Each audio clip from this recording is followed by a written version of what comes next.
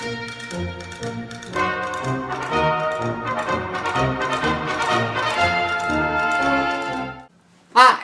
it's Jonathan, and welcome to another impromptu Trident video. Today I'll be releasing a news video to talk about two of the major events that have occurred in the last week in relation to the war in Ukraine. One of the major events that have happened lately was the liberation of a city known as Kherson.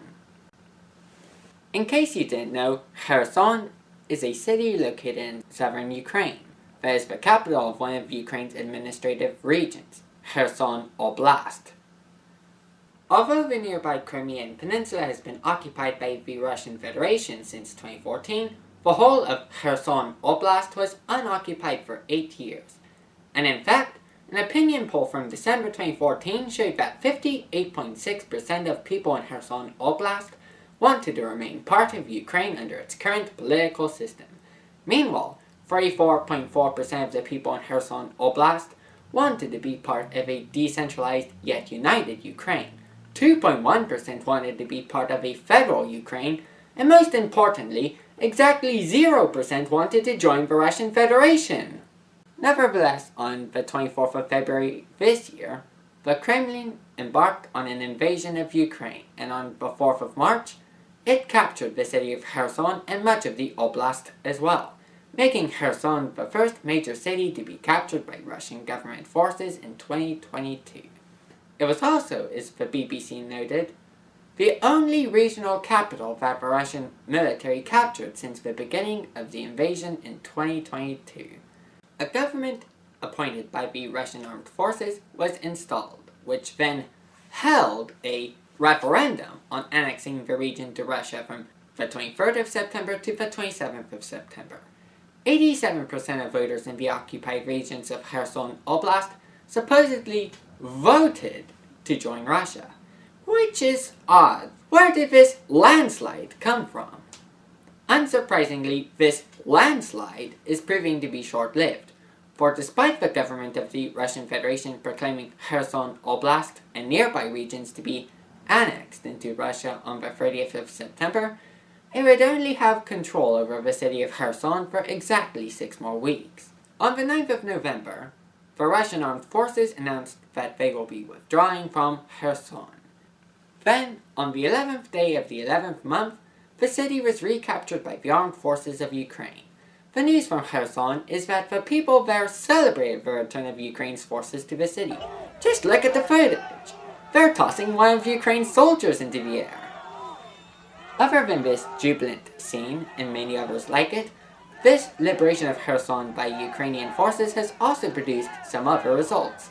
By losing the city of Kherson, the Russian armed forces also lost 40% of Kherson Oblast.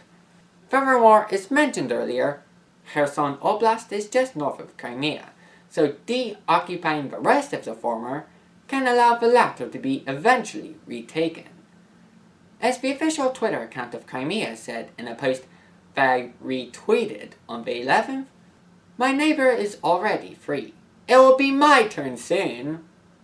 That day was, as Ukraine's President Volodymyr Zelensky said, a historic day. Meanwhile, the Kremlin was embarrassed enough by their defeat at Kherson that even their allies in Russia have criticized Vladimir Putin and his military for it. As one blogger, fittingly using a Russian name meaning evil journalist, put it, the withdrawal was a massive geopolitical defeat for Putin and Russia that had caused support for Putin to disappear. On an unrelated note, the 15th of November was the 115th anniversary of the birth of Klaus von Stauffenberg, a German colonel who tried to overthrow Hitler in the July 20th plot of 1944. Why did I mention this? Anyway, the event of the 15th of November that I was actually going to mention occurred in Poland. On the 15th, 1 or 2 missiles struck Przewodzice, a Polish town on the border of Ukraine, killing 2 Poles. Zelensky said that the missile was from the Russian armed forces, while the US government's own assessments of the situation suspect that it was a missile from Ukraine that tried to intercept a Russian missile. Meanwhile, the government of the Republic of Poland simply said that there isn't evidence to determine who fired the missile, only that it was Russian-produced, which doesn't narrow anything down when you realize that, ironically, both Ukraine and Russia use Russian-produced projectiles. Anyway, Poland has responded to this explosion by requesting a meeting among member states of the North Atlantic Treaty Organization, NATO, on how to deal with the situation. Maybe later I'll follow up on it, and if I don't, the media companies will. For now, I'm Jonathan, and this has been Trident. I recorded the previous footage on the 16th, but now there are already some updates from Poland. On the 17th of November 2022, the German Air Force, also called Luftwaffe, has offered to deploy jets to protect Polish skies. These jets are of the Eurofighter Typhoon model. And Christian Thiels, a spokesman for the Federal Ministry of Defense, said that they do not have to be relocated to Poland for this. Rather, he promised that the patrols can be carried out from German Air Force bases. Thiels also said that the German Minister of Defense, Christina Lambrecht, will discuss this possible deployment with the Polish Minister of National Defense, Mariusz Błaszczak.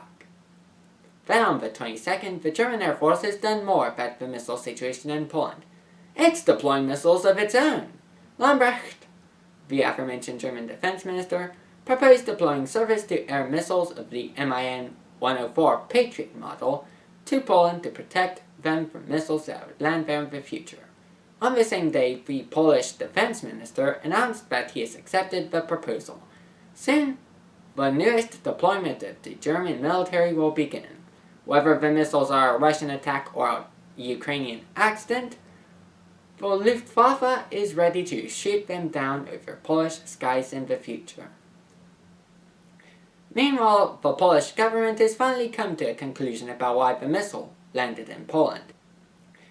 It was not a deliberate attack, but an unfortunate accident, as Andrzej Duda, the President of the Republic of Poland, said, "There is nothing, absolutely nothing, to suggest that it was an intentional attack on Poland." This is, as I mentioned before, the conclusion that the United States arrived at a few days ago.